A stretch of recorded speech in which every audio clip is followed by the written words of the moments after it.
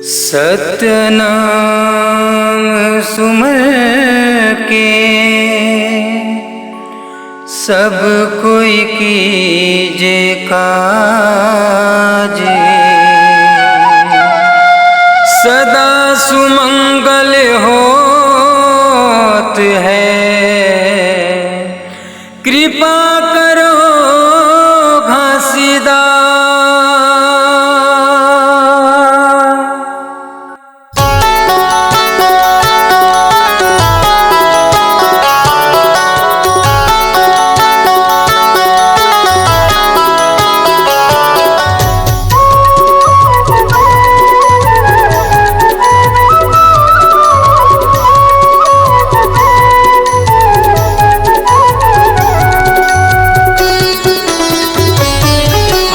आगे 18 दिसंबर सत के झंडा फहरे धरती अंबर।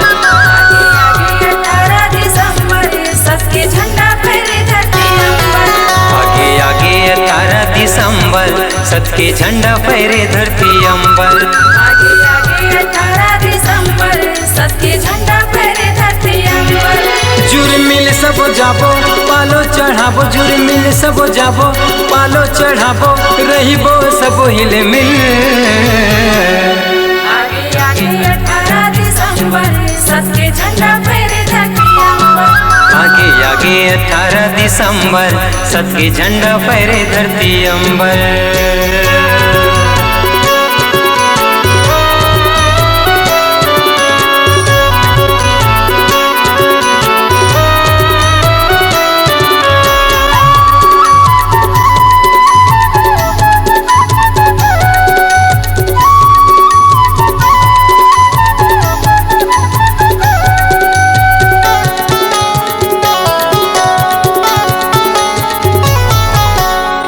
जुग जुगले रहे अमर जब तक ये धरती गगन, जला दिए सत के ज्योति ज्ञान के बाटे मोती।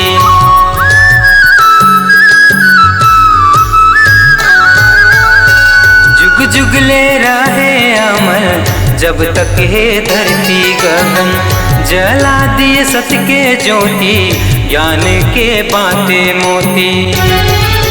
आत्मा के करे बाबा तय शुद्धि, आत्मा के करे बाबा तय शुद्धि, कर दिए ज्ञान के अंजोर। आगे 18 दिसंबर सत के झंडा फहरे धरती अंबर।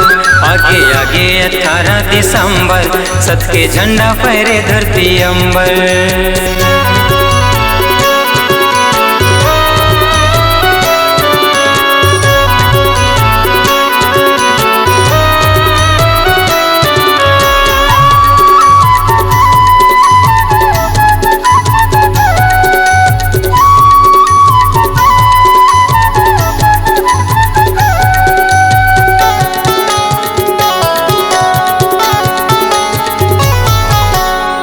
झांझ मांजीरा बाजे झूमर के पंछी नाचे, जोगी बन सतपुरुष आए संते जुर्मिल सकलाए।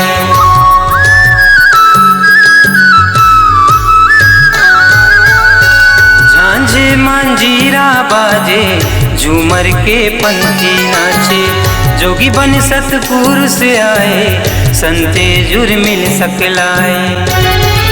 कोनो करे चौका कोनो मंगल गावे, कोनो करे चौका कोनो मंगल गावे, होवे बाबा जगमा सो।